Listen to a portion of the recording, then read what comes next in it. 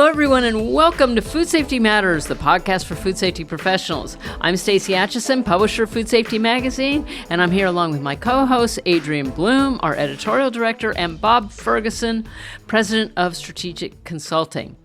So I hope everyone in the U.S. had a wonderful Thanksgiving. For our listeners everywhere in the world, please know that my gratitude list always includes you. I'm so happy that you're here, so happy that you spend time with us.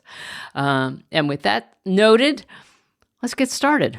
Adrian, you want to tell us about today's interview? I do. So today we have back with us on the podcast attorney Brian Sylvester, who first sat down with us on episode 162 in January 2024 to talk about the 2023 California Food Safety Act and how it might affect companies' food formulations nationwide. So as we know, that legislation kicked off a wave of similar bills in other states, many of which align with the goals of the Make America Healthy Again, or MAHA movement, although some industry groups are now asking Congress to clean up this maze of state-by-state legislation. So all that's happened since the passage of the California Food Safety Act and how this ties into current state and federal food regulation efforts and what this all means for industry is the focus of today's interview. And we know this topic is important to you. I think it's worth mentioning that Brian's last interview with us was one of our most listened episodes. So definitely stay tuned for that discussion. Awesome.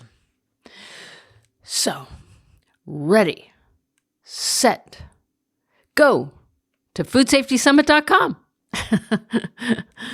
and view the agenda for the 2026 Food Safety Summit being held May 11th through the 14th in easily accessible and affordable Rosemont, Illinois.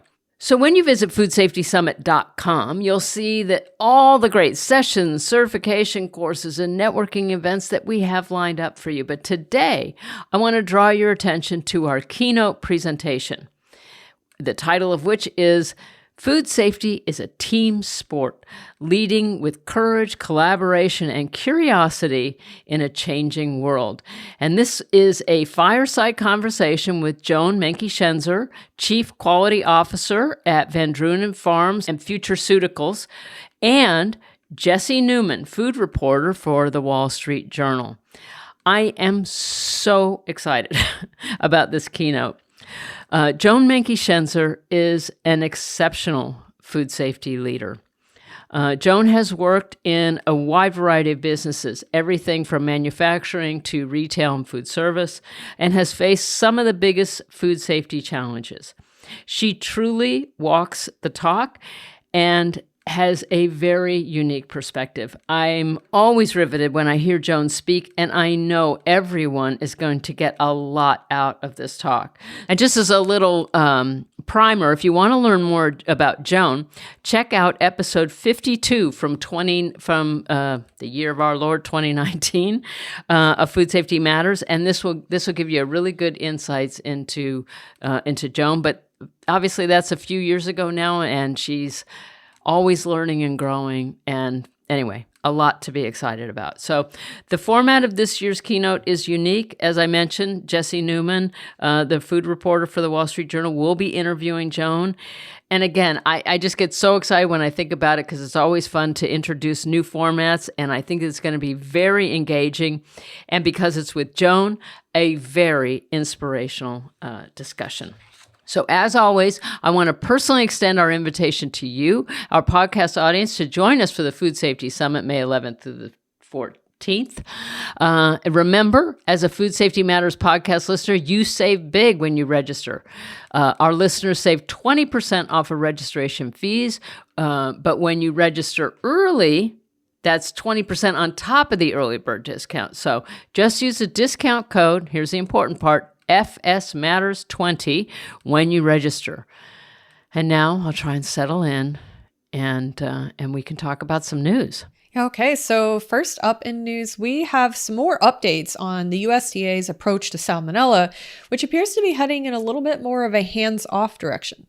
So, after withdrawing the previously proposed regulatory framework for salmonella in raw poultry in April of this year, the USDA's Food Safety and Inspection Service, or FSIS, said that it will delay sampling and verification activities for salmonella in raw, breaded, and stuffed chicken products.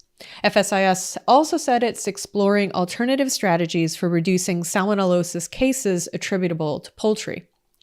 So back in April of 2024, FSIS finalized its ruling to declare salmonella an adulterant in raw, breaded, and stuffed, not ready-to-eat chicken products when present at over 1 CFU per gram.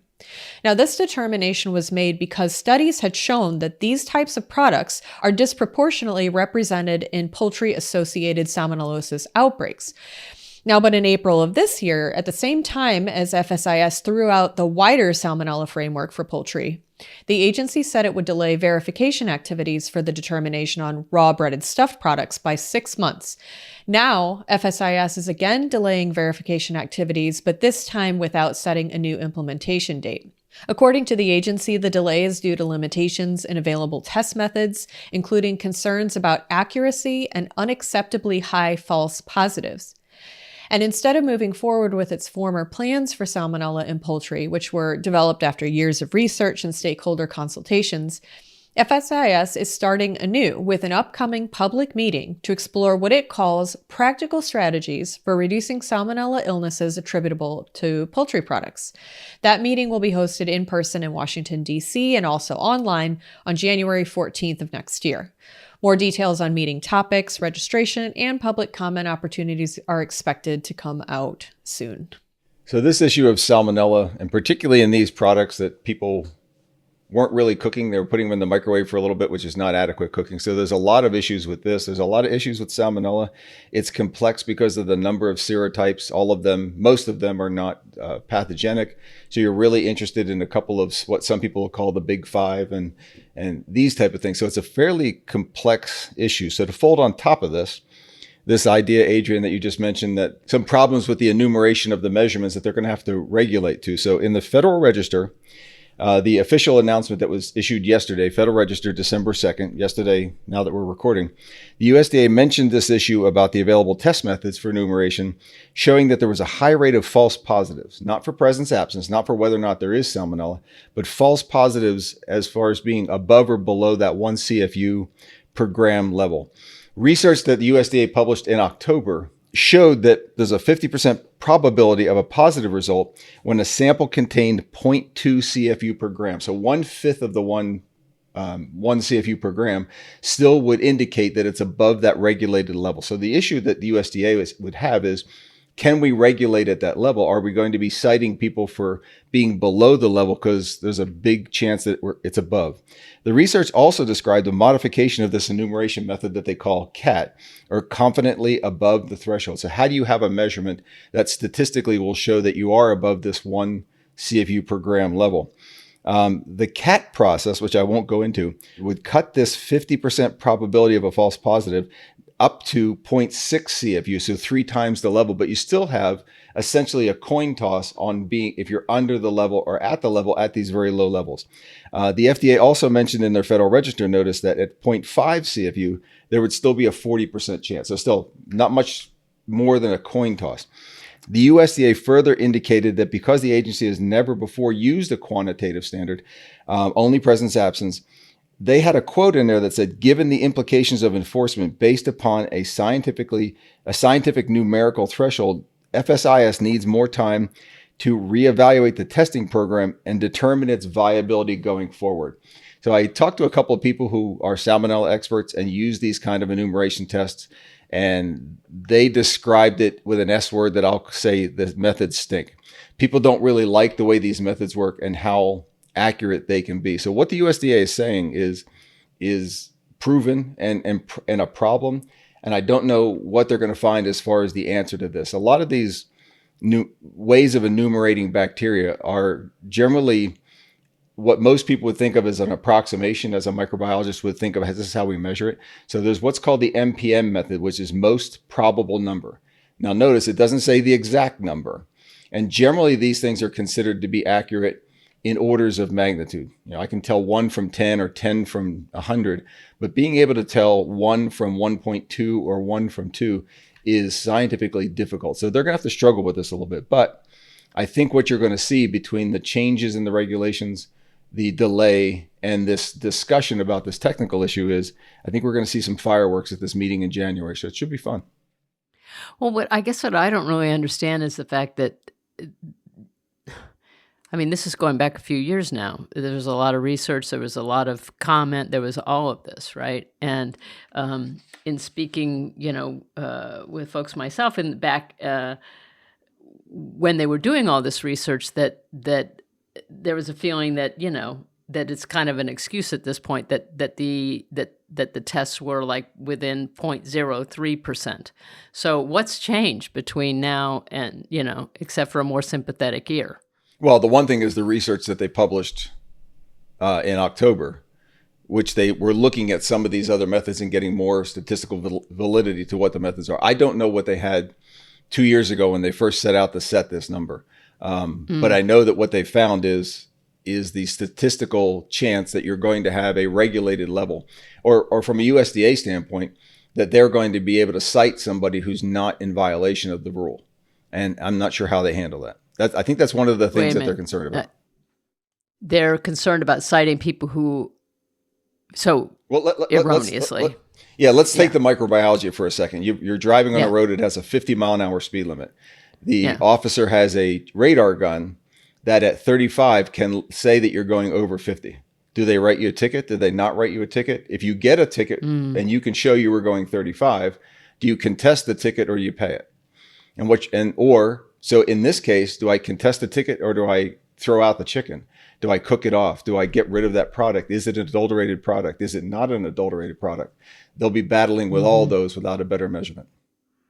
Well, it seemed to me, and I looked up too to find out what Mindy Brashear's standpoint, stance on some of this was, and it seemed that she takes issue with targeting the raw breaded whatever, that, to say one is more likely than another, or that chicken is more likely than pork, or, whatever. I think that was what I gleaned from her comments. But I guess, when something has been shown to be more deadly, or create more illness, why not address it? But I guess the idea of, that started out, the statement is that Adrian said, a more hands-off direction. Yeah. It's like, well, okay, our hands are off. And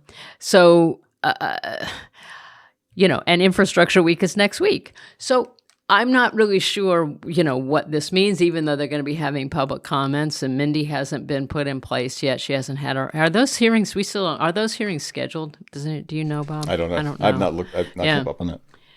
I think I lost a thread on that during the shutdown. I need to get back on that and see what's what there. But I don't know. It's a shame to see when when you know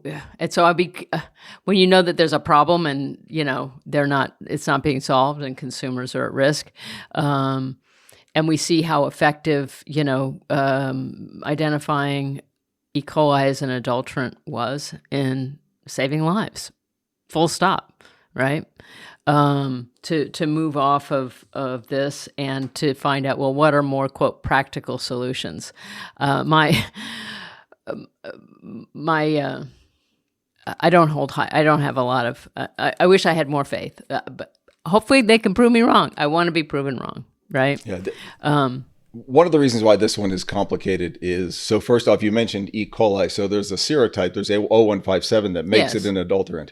That is one of the other threads in the salmonella regulation is there's, 250? I'm trying to remember the number now of salmonella serotype. Right. That really cause. Right. Yeah. And there's only a few that are pathogenic. So now you're going to test for salmonella, but if it's not a pathogenic salmonella, it's not the same thing as the E. coli regulation. So that's one complication. I'm not arguing against it. I'm just saying that salmonella makes it very complicated. Yes. The second thing, which has always been the argument. Right. And the other thing with this product is this is one that people aren't preparing at home following the directions. They're thinking that it's something I just microwave as opposed to putting in a cook step. Another way to control it, particularly with this set of products, would be to have better adherence to the cook step.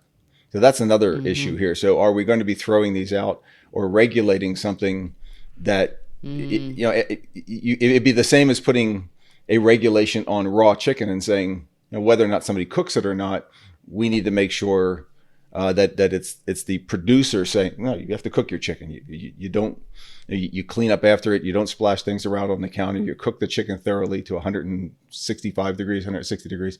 So those are the type of things I think if they applied to these kind of products as well. So there's a handful of solutions here. And I don't think. You could say the same thing about beef. Well, you could, right. Ground beef. Right. But they regulated it nonetheless. Well, but again, you're selling a product that you're anticipating will be cooked. These products are being misinterpreted as already cooked. They're ready to prepare, but they're not ready to eat. But even the raw chicken versus ground right. beef, right? It still is an adulterant if it's present in the pre-cooked product. And that's not part of this regulation, but that's a good point to say if you wanted to regulate it in the same way you're regulating beef. But not up for discussion. Which I thought we were on, which it seemed like we were on the road to that, but it was, not so fast. I think you're kind of like what Bob was just talking about is, I think it's important to, note that, so with these products, because consumers aren't cooking them correctly or aren't reading the instructions and they are getting sick, it doesn't mean there's more salmonella in these products than in other types of raw chicken products and all that stuff, or raw poultry products. But then the question becomes, I guess for the agency is, do we do more consumer education? Do we do more with the labeling, or do we try to get the salmonella out of the product in the first place because people just can't seem to cook these right? And it is a conundrum, and it does make it complex. And I don't think Mindy's been confirmed yet. Dr. Bashir's nomination has moved forward, but she hasn't been officially confirmed. I believe she did have a hearing, but I think that's the place we left off with Dr. Bashir. So as soon as we get word of that, though, we will let you all know. So Adrian, if I can, Adrian just summarized this, I think, perfectly. And also in the news report where she said the USDA is looking for practical strategies. Do you go with more consumer education to say this is not a ready-to-eat product, it's a ready-to-cook product, and really it should be treated no differently than a raw chicken? But that's not how it's being treated, or at least not how people are looking at it or presuming it should be treated. Yeah, I think, there's a lot to be said about consumer education versus, trying to make the product more safe, and, what route USDA, FSIS takes with that, will, I think, depend, largely on, what we see from Mindy when she does get confirmed, which I'm sure will happen. So definitely, kind of a developing topic. And certainly the agency has decided to completely revise the approach from the approaches that were put forth in the salmonella framework and other things like this breaded stuffed raw chicken determination. So we'll see how things kind of develop with this, but certainly, we're looking at a whole new approach here. So I guess we'll be looking to see what comes out of that January 14th meeting, and letting you all know what was said, what was laid out. So. Okay, so moving on to some other news, a story that we know that you've been following closely, the infant botulism outbreak associated with ByHeart powdered infant formula. And we discussed that on our last podcast episode. This outbreak has expanded. So ByHeart stated that it has found widespread contamination among unopened product samples per third-party laboratory testing results. And the number of infant botulism cases in the associated outbreak has grown to at least 37 cases across 17 states. Now, you'll remember that previously ByHeart had denied any link with its products because it had said that only, the testing was only found botulism in unopened containers. And I think there is some, maybe validity to that claim. There could be cross-contamination other things, but unopened product, that kind of seals the deal. So anyway, the testing that was done by a third-party laboratory returned positive results for Clostridium botulinum type A in 5 of 36 samples across 3 lots. And the company also stated on November 24th that it could not rule out the risk that all by heart formula across all product lots may have been contaminated. And so it's initiated a voluntary recall of all of its products. And the company also stated that it's conducting a supply chain-wide root cause analysis, which will include additional product testing. And FDA has also released by heart facility inspection reports from as early as 2022 that show history of food safety and sanitation failures, including the presence of mold, dead insects, and leaking roof issues. FDA also issued by heart a warning letter in 2023 for the presence of Chronobacter Sakazaki in its product, which led to the shuttering of its Reading, Pennsylvania production facility. So furthermore, customer information provided to FDA by Amazon shows that a limited quantity of recalled by heart infant formula was distributed globally to 21 countries in North, South, and Central America, Asia, the Middle East, and Africa. So we will see if any reports emerge from any of those areas about additional cases. Hopefully not. This one gets me as being a bit of a mess. And I started to read through some of the 483s and the details. And I came to the conclusion that unless you're going to read every single line of all of them, you'll never make any sense of what's going on here because it's fairly complicated. I like the part where they tried to blame the lab. Well, they were looking for false positives. Absolutely, they did. The findings go back a fair way. So I think this one is probably vastly underreported. The other thing that fascinates me a bit is that the California Department of Public Health and that botulism center was the one that found most of these reports and really pulled a lot of this out. You've got not only the older cases, but you've got the Reading facility that was closed, and then the FDA, some of the inspections were of the FDA, some of the other inspections were from the Reading facility after it had stopped producing, which I didn't quite understand. I think there's more to come because in some of the reports, they're talking about how it was sold online. The formula was sold internationally. I think we'll probably see more there. Botulism and Clostridium is difficult to detect, and things being detected in powdered media of any kind, but particularly baby formula, are hard to find because they're difficult to sample for. So I think this one is a long way from over. I think we're going to learn a lot more about what's happening and what's been happening, particularly, like I said, with that background of the 483 inspections that were, frankly, a mess. Well, so the 483s that were back in 2023, this company doubled their production in 24, right? By getting big retail contracts. And I guess I'm just kind of curious, what are the retailers looking at, right? We know that they're, GFSI, audits and things like that, but are they checking to see when these violations or through their own audits or whatever? Certainly some of these things have, bubbled up, but you take something that, Chronobacter and some of the other, leaks and this and that, and, things that are clearly very problematic and systemic, right? At what point do you go, oh yeah, that's fine? Or are they seeing them? And because it got my attention here, FDA's released the by heart facility inspection reports. It's like, well, aren't those just public information anyway? So, on the Google machine. And no, they're not necessarily. And it said, and maybe I'm wrong, but the response said that some state inspections are excluded from public records. Public databases, which then made me think, but now we're in this big move, right, to shift these inspections to the state. Does that decrease the visibility of these reports? I don't know, Bob. Do you know anything about how any of that works? No, I know there's a lot of specific laws about what gets released and not released. There's a lot of proprietary formulation and proprietary production information that can all be redacted. So, yeah. Yeah. I think it's interesting with this outbreak in this case because, first of all, you've got 37 cases that are definitively linked to, these infants were definitely consumed ByHeart formula.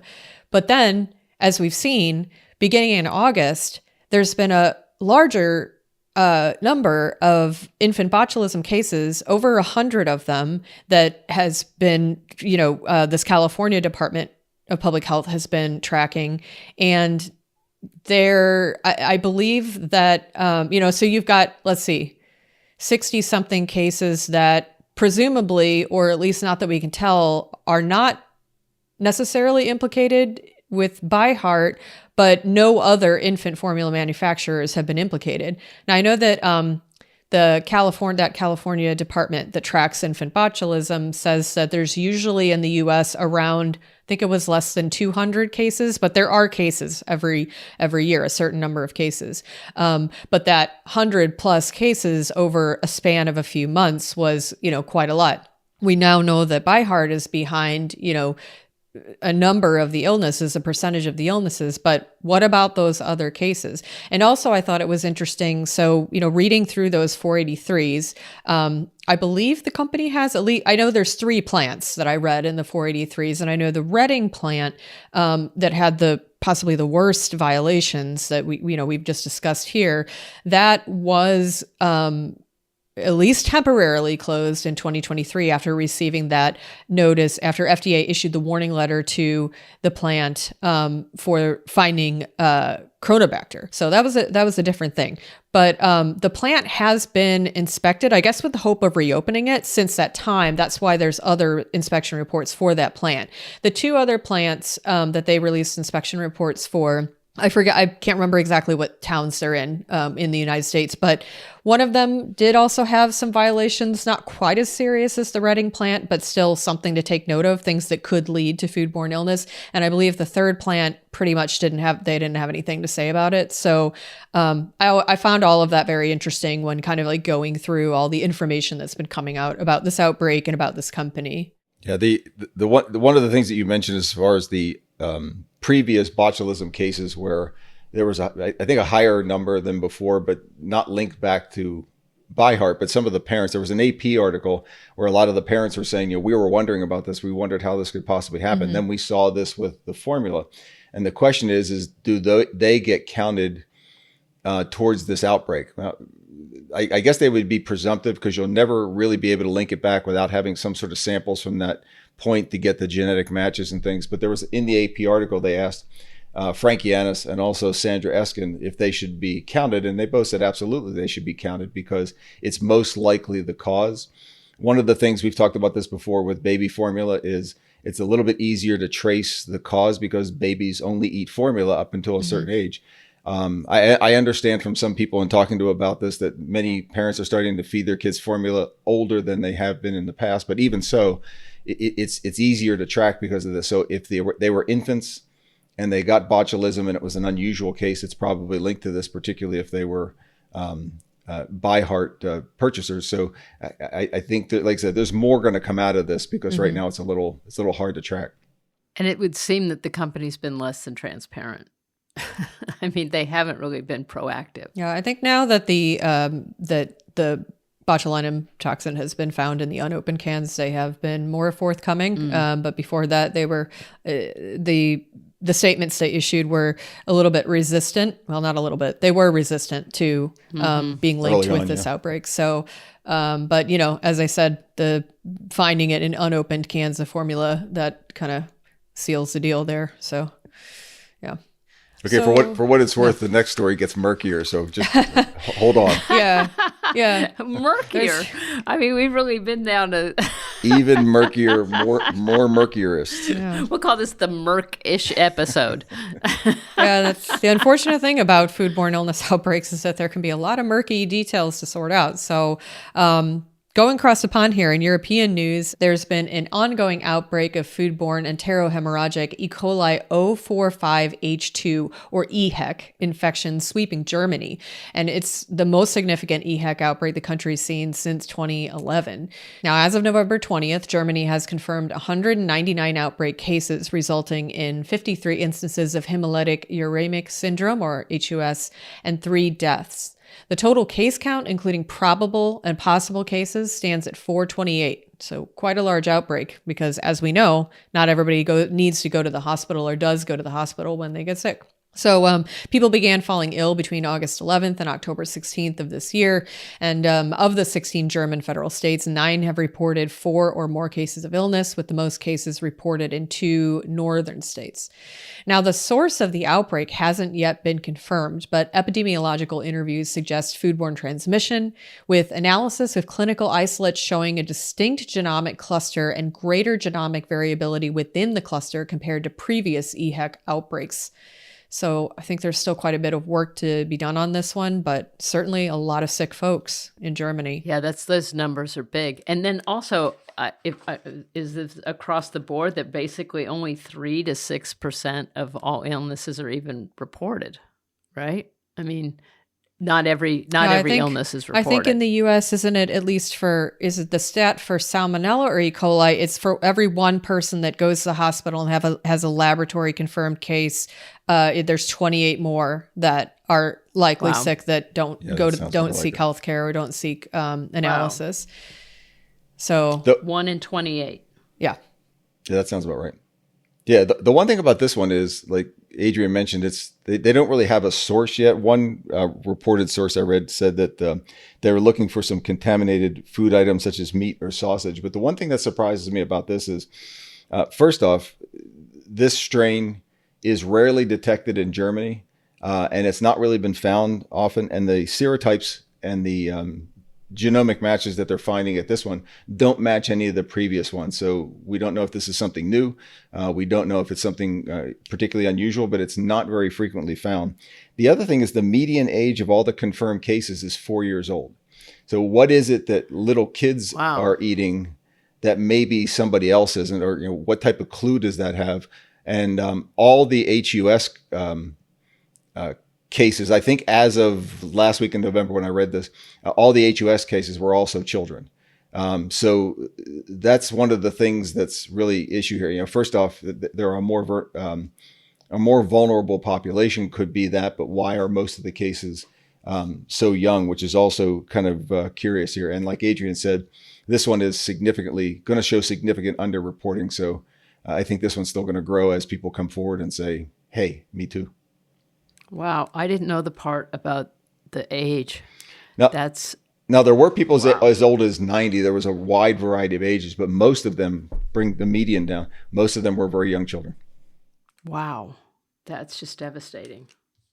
Yeah, well, we certainly hope that a food vehicle is linked to this soon so that, it can be addressed. But this is an ongoing developing outbreak. It's been going on for some time. And so hopefully there can be a resolution here, some more information to shed some light on what is going on and making all these poor folks sick. So, all right. So, and before we go today, we want to let you know about some of the topics that were discussed at the recent 48th session of the Codex Alimentarius Commission in November in an effort to advance international food safety standards. So the CAC 48 meeting led to the official adoption of several new, revised, and updated standards, including new maximum levels for lead in cinnamon and dried herbs, the first international standard for fresh dates, and updates to the general standard for food additives. Other standards that were adopted included a revision of the Code of Practice for the prevention and reduction of aflatoxin contamination in peanuts, as well as updates to the recommended methods of analysis and sampling guidance, the adoption of guidelines for monitoring the purity and stability of reference materials and related stock solutions of pesticides during prolonged storage, and also the adoption of a new regional standard for Castilla lulo fruit in Latin America and the Caribbean. So in other Codex work that was done at the meeting, the Committee on Fish and Fishery Products is advancing key initiatives like the conversion of the regional standard for lavar products for Asia into a worldwide standard. The committee is also considering new work on other seaweed and aquatic species and reviewing marine biotoxin provisions, updating standards for fisheries and aquaculture products to ensure accuracy and alignment with recent Codex texts. And lastly, a new proposal was submitted by the Regional Committee for Africa for the development of a regional standard for boiled, salted, and unsalted dried fish. So you can read more about the work accomplished during the CAC 48 meeting at the article links in our show notes. All right. Well, thanks to you both. And as always, and as Adrian just noted, there are links to all of the articles that we've referenced in our show notes. So check those out if you have any questions, you want to do deeper dives. If you don't already, we invite you to follow us on our social channels, LinkedIn, X, Facebook, and Instagram. Just search for Food Safety Magazine. And to go deep on all the great content that we offer, visit our website, food-safety.com. And just like that, it's time for Adrian's interview with Brian Sylvester, a partner in Morrison Foerster's FDA and Healthcare Regulatory and Compliance Group. He's the head of food regulatory and an influential thought leader and practitioner in food tech regulation. Brian counsels clients across the food life cycle of regulated products, serving global brands, startups, life sciences companies, investors, and trade associations.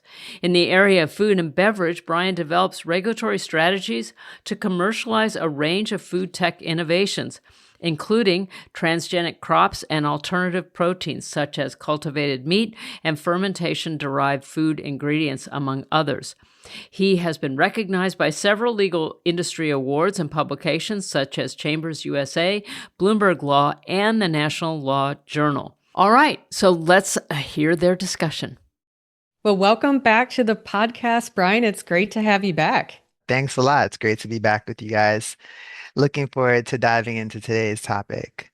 Yeah, absolutely. And the last time we sat down to talk on episode 167, all the way back in January 2024, we were primarily looking at the California Food Safety Act and how it might affect companies' food formulations nationwide. And that legislation, which was passed in October of 2023, was the first of its kind in the country at that time. And it kicked off a wave of similar bills in other states. Earlier this year, for example, Texas and Louisiana passed laws requiring label disclosures on foods containing any one of more than 40 additives. And West Virginia also passed a law banning the sale of foods containing any one of 7 dyes or 2 additives by 2028.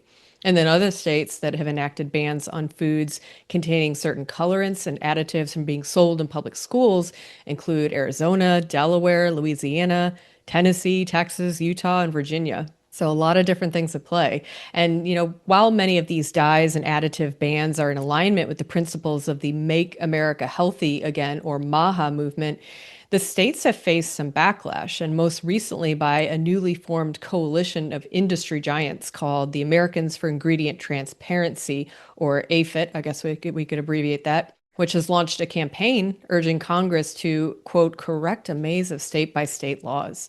So with all that said and all that background laid out, I guess I'd like to start by asking, from your point of view as a legal expert, are you surprised at how much has changed since the passage of the California Food Safety Act? And, what's your reaction to the industry's recent pushback on these state additives bans? Absolutely. Great question. So back in 2023, when the California Food Safety Act passed, I predicted we would see a patchwork of state legislative activity ripple outward. And that's exactly what happened. But what I did not predict was the concept of Make America Healthy Again, led largely by non-blue states, and how that agenda would turn what began as scattered state action into a coordinated national movement. So we can basically say that California wrote the first chapter here, and MAHA gave it the political engine. And as of this year, states like Texas, Louisiana, and West Virginia, as you just pointed out, have quickly followed. Texas with an on-pack warning for 44 additives, Louisiana with a QR code disclosure requirement and school meal bans, and West Virginia with a phased color, additive, and preservative ban. So then we have Virginia, Arizona, Utah, which are advancing restrictions on color additives and other substances in school settings. I think the school setting laws are an interesting one. They're not the end game, they're basically the on-ramp. They acclimate voters to MAHA's message that synthetic additives are quote unquote toxic or foreign, and they build a political comfort, one could say, needed to move from school meals to retail more broadly. And I think once the electorate accepts that premise, in like the school meal context, it becomes far easier to make the case for extending those prohibitions to grocery shelves and restaurant menus. So what we're really seeing is the next phase of activity at the state level where health-driven consumer protection is being redefined state by state. Industry recognizes that, and through the coalition you mentioned, it's pushing hard for a single federal standard, which would of course be more manageable for food manufacturers, and it would actually work to the benefit of the American consumer to have one national federal standard when it comes to um, labeling and also restrictions around substances that are authorized for use in food and any corresponding disclosures that should be required if there is a legal and scientific basis for it. hmm And, as you said, consumer health concerns are being redefined, and a lot of that is being led by the MAHA movement, which is, kind of rooted in red states. All this is very interesting. And, we're obviously in a very different policy landscape now than where we were when we recorded our last interview in January 2024. So I guess how would you characterize the current landscape on food additives, given these actions by the states and the MAHA movement's focus on, getting these so-called toxic elements out of the U.S. food supply and also revisiting the GRAS process too? Absolutely. I would say that the federal picture has completely shifted under MAHA. So earlier this year, President Trump signed an executive order creating the Make America Healthy Again Commission, chaired by HHS Secretary RFK Jr. The commission's job is to help the president tackle the childhood chronic disease crisis and rethink how the federal government manages food and nutrition policy. And just this past September, the commission released its Make Our Children Healthy Again strategy report, which is a sweeping blueprint with 128 actions. And so from that report, there are three areas that stand out. First, FDA reform. The strategy directs the FDA to close the so-called GRAS loophole by moving to a mandatory GRAS notification system, ending the practice, long-standing practice of companies making self-determinations of GRAS without the need for formal pre-market FDA review. FDA is also building out a post-market chemical assessment program to reevaluate additives, color additives, and contaminants already in the food supply.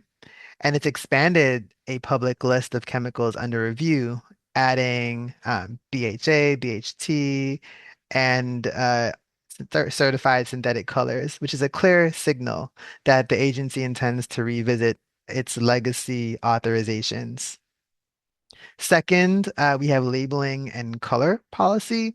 The strategy calls on FDA to continue developing and to finalize its front of pack nutrition rule, ensuring it aligns with the new forthcoming dietary guidelines for Americans. Secretary Kennedy has said he wants FOP identifiers for sugars, sodium, and possibly ultra-processed foods. FDA is also fast-tracking petitions for natural source color additives, phasing out synthetic color additives, and giving companies more flexibility to use claims like no artificial color without enforcement risk, essentially rewarding early reformulators. At least that's my perspective. And third, we have federal nutrition programs. USDA will prioritize whole foods across nutrition programs. They will pilot MAHA boxes for SNAP recipients and work with states on waivers restricting junk food purchases. Um, HHS, USDA, and FTC are also exploring new limits on marketing unhealthy foods to children. So it's an all agency alignment around food and health. And in early November, Senator Roger Marshall from Kansas, Republican from Kansas, introduced the Better Food Disclosure Act, also known as the Better FDA Act, and it would serve to modernize GRAS oversight by requiring FDA review for anything considered generally recognized as safe. So on November 6th, Senator Marshall, who's a member of the Senate Health, Education, Labor, and Pensions Committee and the MAHA caucus, introduced this highly anticipated bill. It aims to close the quote unquote grass loophole. And although the bill was developed with input from industry stakeholders and the MAHA community, it was expected to establish a uniform national standard for food substances to address the patchwork of state laws. It does not contain a preemption provision. And although it's anticipated to be bipartisan, the bill, as of early November, was co-sponsored only by Republican senators. So it would amend the Federal Food, Drug, and Cosmetic Act to deem any food substance generally recognized as safe to be adulterated unless it is either included in a newly established GRAS listing system or under review by the agency. So we're going to be, keeping our eyes peeled for that bill as well as other developments on Capitol Hill. Yeah, absolutely. There's so much to keep our eyes on, right? And wow, everything you just named just kind of took me through a very quick time journey here because there's been so much movement in this space, within the last you know, 11, 12 months or so. But I guess, looking at some of these state laws and all these things that have arisen since that 2023 passage of the California Food Safety Act, what legal questions or challenges have arisen as a result of all these state laws that are either passed or trying to get passed, and how is industry responding to those? Absolutely. I would say that there are three main fault lines that are defining this next chapter.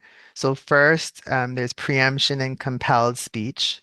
State laws like the Texas law with the on-pack warning requirement and the Louisiana QR code disclosure compel manufacturers to make state-specific statements about ingredient safety beyond FDA's federal labeling requirements. And that raises classic FDCA preemption and First Amendment questions. Are these warnings purely factual and uncontroversial, or are they policy messaging dressed as disclosure? That's the litigation pressure point everyone is watching. Second, interstate commerce burden. Each state's list, timing, and definitions differ. That means extra SKUs, duplicative packaging, and added logistics costs, a cumulative drag on interstate trade, essentially. And when compliance becomes economically prohibitive across states, dormant commerce clause challenges start to look viable. Third, federal layering. Federal changes do not automatically override the state measures. So, for example, the Better FDA Act and FDA's forthcoming proposed GRAS rule would seek to impose a requirement that all GRAS assessments are notified to the FDA. But because neither includes any discussion of preemption, especially the bill in Congress, the states would retain the authority to regulate disclosures and bans, and the result would be that companies must comply with both. So industry is adapting by building integrated food additive registries, mapping ingredients against each jurisdiction's list, each state's list, coordinating R&D and regulatory teams on reformulation or possible reformulation, and developing litigation strategies in parallel. And so this is a holistic approach. Compliance and legal risk management are happening side by side. Yeah, and that makes sense that companies are being really thorough in this way and looking at that legal risk management piece as they're looking at how to comply. Because I mean, when you look at the the text of some of these laws, either the past or proposed ones, the penalties can be quite harsh. And in some cases, I believe there's even criminal penalties for not adhering to, these additive bans, colorings bans, and other things. So it's definitely a lot for companies to watch out for. And, you counsel clients on how to remain compliant with evolving regulations on food additives and labeling laws and other things. And I guess I'm wondering, how do these moves by the states create a more complex labeling reality for food manufacturers and importers and retailers across the country? Yeah, definitely. I mean, compliance today is multi-dimensional for sure. It's about design, data, and documentation. We have the state layer. So if we're taking Texas and Louisiana, for example, West Virginia, with its color additive bans, um, there's the federal layer where FDA is modernizing on two tracks essentially. They're tightening oversight and removing outdated standards of identity, but then they're also looking to implement mandatory GRAS notification and also expanding their list of chemicals under review and fast tracking natural color additive petitions. On the modernization side, FDA has taken action to revoke 52 standards of identity that the agency has deemed to be obsolete or otherwise not needed. And so that's a clear message in my mind that innovation and reformulation are welcomed by this FDA. And then we have the congressional layer. We have acts that have been bills that have been proposed over the summer, and then more recently in early November regarding GRAS and food additives generally. And we have like the Food Chemical Reassessment Acts, for example, from the summer, which would require FDA to review 10 chemicals every 3 years based on public health priority. So we're keeping a close eye on the state layer, the federal layer, and the congressional layer. And the major brands in this space are very busy, looking at all of these dimensions to stay proactive and on top of all of the changes that are really day-to-day changes in some cases. So in practice, all of this means that companies need a SKU level additive database tracking each ingredient's state and federal status, modular label art files with switchable warnings and QR elements given the environment that we're living in, and then, version control systems to prove when a label was developed or printed because some of the state laws, that detail becomes important so that you can have an understanding of by when you can sell through particular products, right? And then generally just having cross-functional teams linking regulatory, legal, and supply chain decisions. So compliance is no longer a checklist as it may have once been. It's really a living system that has to update as the law does and as the policy and the discourse does in this current environment. Well, that's some great guidance, and I appreciate you sharing all of that with our listeners. Now, you mentioned when you were talking just now about FDA welcoming innovation and reformulation. That kind of leads into the next question I have for you about the agency fast tracking the approval of at least 4 natural color additives for industry, which is in line with FDA's plan to phase out those synthetic petroleum-based dyes from the food supply. So, how are these substitutions and the fast-tracked FDA approval process being received by industry, given that FDA's phase-out plan for synthetic dyes is currently voluntary? Absolutely. The natural color transition, one could say, is a clearest window into where the current FDA is headed. Since spring of 2025, FDA has approved 4 natural source colors, including gardenia blue, and encouraged companies to phase out FD&C red number 3 well before its January 2027 deadline. The agency is also reevaluating the remaining synthetic additives under its new post-market chemical assessment program.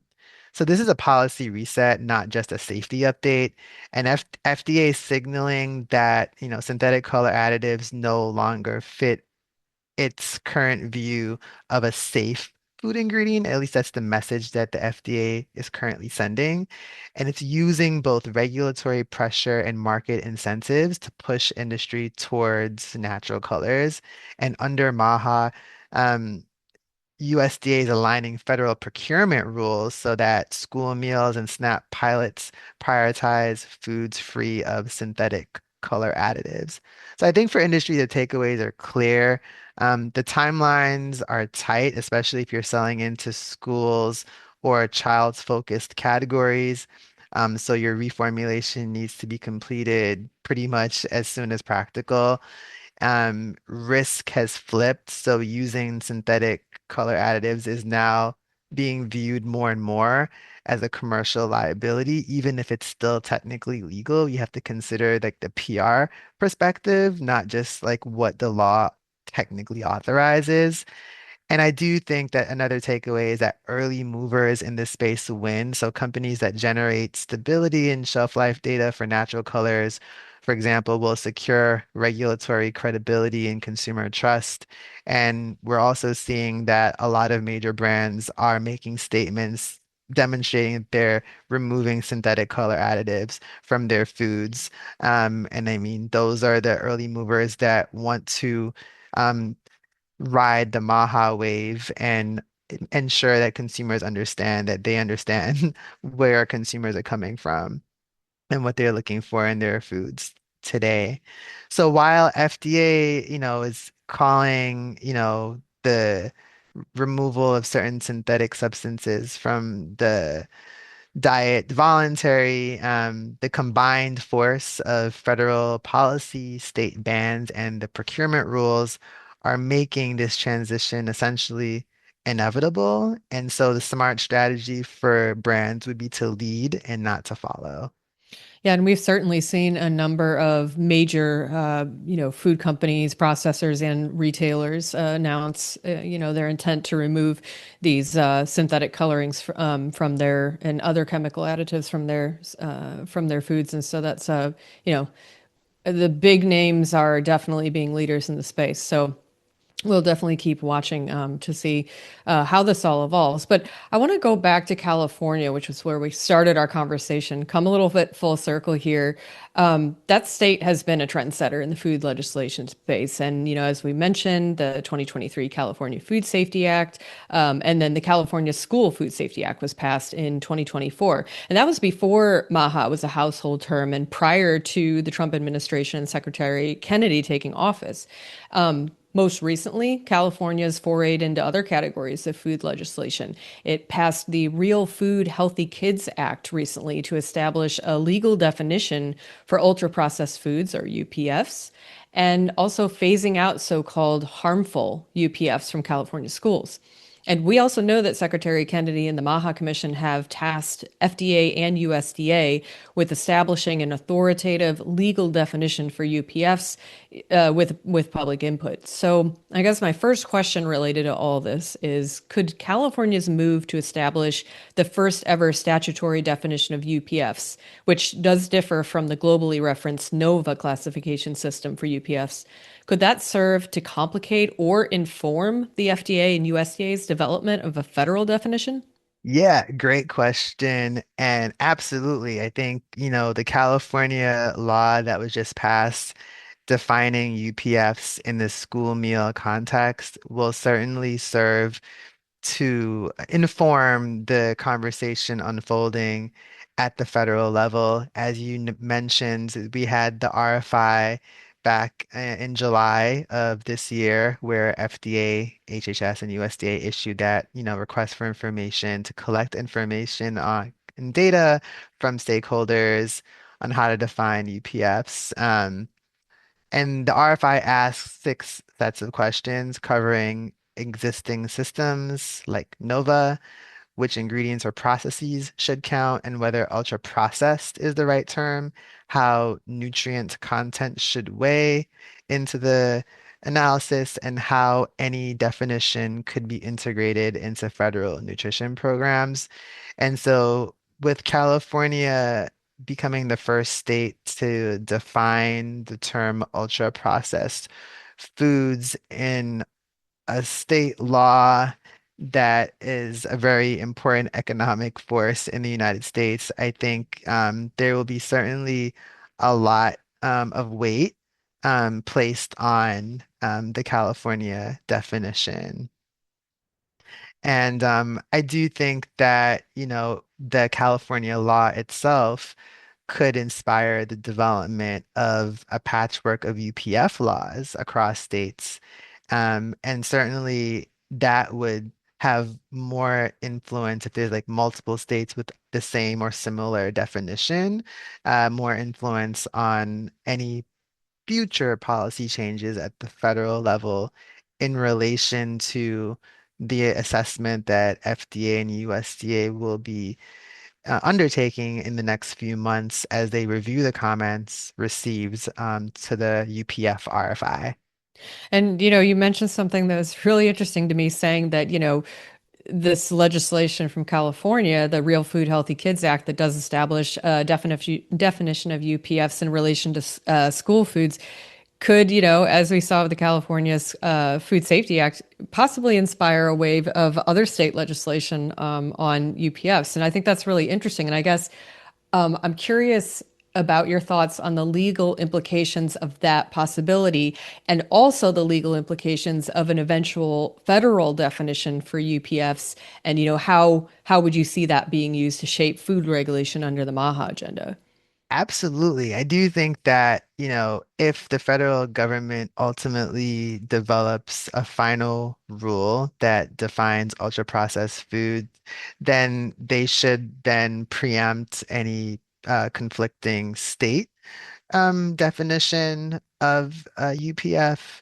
And I do think that, there would be a lot of work between and engagement between industry and the FDA and USDA before any federal definition is agreed upon, just given the fact that there's so many different definitions being assigned to the term right now, and given the nature of the questions that the regulators were asking in the RFI, it's clear that it's not going to be an easy road to establish a definition. And I think there are examples even with the California law where there are certain foods that everyone would consider to be healthy that may get swept into the definition in California of ultra processed foods. One thing I'm looking forward to is the regulations that are developed in the coming years that's required under the California bill, because that'll give us some more color and indication as to how that UPF of concern terminology is going to be applied in the state of California. And in that way, we'll see how it'll really play out in the federal discourse. Although I know like the FDA in this current administration, especially wants to move very quickly, I think they have to also be very mindful, certainly, of applicable law and science and very take account very carefully of what stakeholders have to say. And so I don't know how quickly we would actually see a proposed rule, for example, following this RFI. And even if they get to a proposed rule pretty quickly, in the same way that they got to the proposed rule stage for GRAS pretty quickly, it's not clear what the timing would be to get to the final rule stage. So I do think that we have a couple more steps to take before we could talk about preemption at the federal level. Yeah, I mean, it takes some time to even establish a definition, and then once that's established, well, how do you act on that? That takes more time. So, yeah, there are definitely a few steps left there. But I guess I'm also wondering, how is industry generally responding to all this increased regulatory scrutiny of UPFs?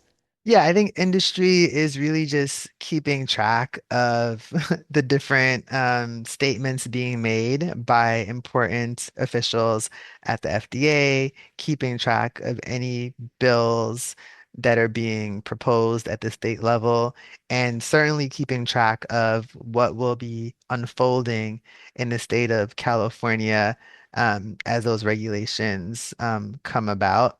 Right now, it's, hard to really assign specific risk to the terminology and linking it to your business. I think it's fair to say that most or all companies would not want to have their products categorized as an ultra processed food. And so I think the way that companies are navigating this current environment of where we currently sit is to emphasize moving away from synthetic food additives, color additives, and emphasizing the healthfulness of their food offerings. And we're seeing, you know, new product lines that are, clean labeled even more so than before to kind of ride the MAHA wave and the consumer sentiment around that. And, so given the broadening patchwork of state legislation on food additives and the priorities of the MAHA movement and all this growing federal and state concern over UPFs and other things, how can manufacturers and importers and retailers remain compliant in today's constantly shifting regulatory landscape? I mean, you talked about being a leader, not a follower, but what are some other points that maybe people could take away from, the perspective of a legal expert? Absolutely. And I think, a lot of this comes down to a company's appetite for risk, certainly. So these are just going to be general kind of considerations to keep in mind. But I think it's a no-brainer that you would centralize all of the intelligence that is out there, right? So you want to maintain a combined kind of MAHA folder, really keeping track of state and federal activity, any bills that have passed, any timelines that are out there, keeping track of the latest on UPFs, again, at the state and federal level. You want to make sure that for um, policy cycles in Congress that you're tracking those bills in particular. So I'm talking about the Better FDA Act, the Food Chemical Reassessment Act, and the forthcoming rule on GRAS, FOP rulemakings.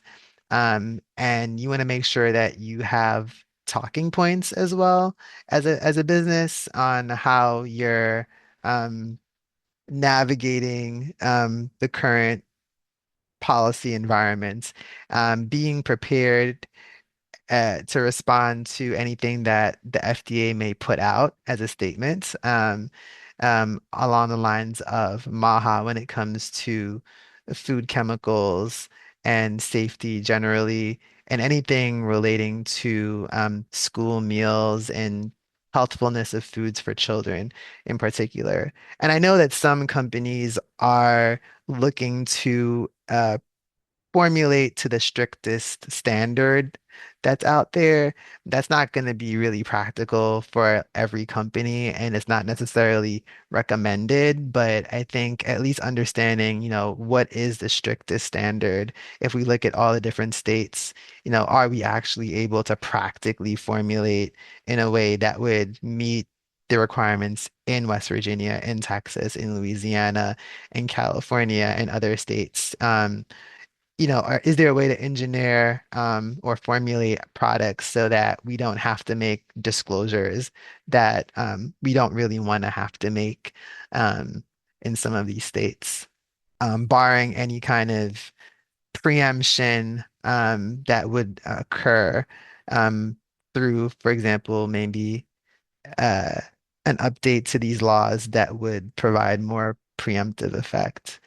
Well, I think those are really good points and certainly, important things for companies to keep in mind as they navigate this, as we said, quickly changing landscape. And I like the idea of having a MAHA folder ready and in order. That's a good I like that. That's a good point.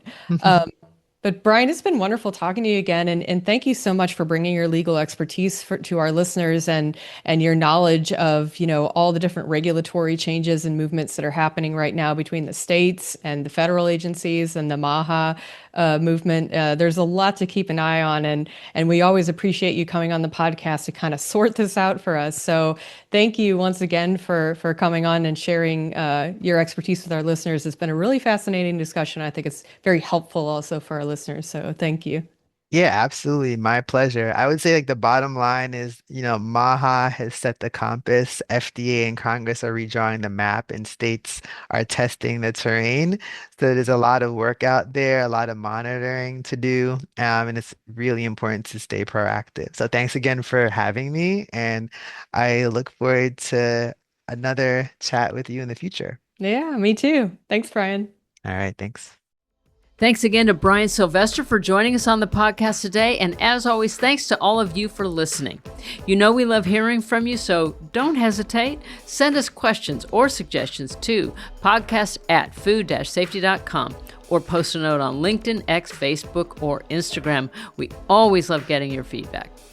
And to make sure that new and bonus episodes magically appear in your podcast player, all you have to do is click that follow or subscribe button in the player of your choice, and presto, bingo, all the episodes appear. Unless you've taken a little break and you're listening, then not all the episodes appear. So remember that. If you've, no harm, no foul, but you may have missed some stuff, so you might want to go back and check to see the list of what you might not be downloaded for you. Okay, where was I? Oh, and while you're there, throw some stars our way by rating the podcast, especially if you enjoyed it. It only takes a moment, and it's good for everyone. And that's it for us today, and almost for the year. Oh my God. Our next regular episode, I've like stopped myself from saying that all year long. Can you believe it's already this? But here we are, all right? Our next regular episode will be our special year in review podcast that's very popular that we'll post on December 23rd. So if you need a little something to get you through those family dinners or, drives or whatever, we've got you covered. In the meantime, take good care of yourselves and those around you, and we'll talk to you then.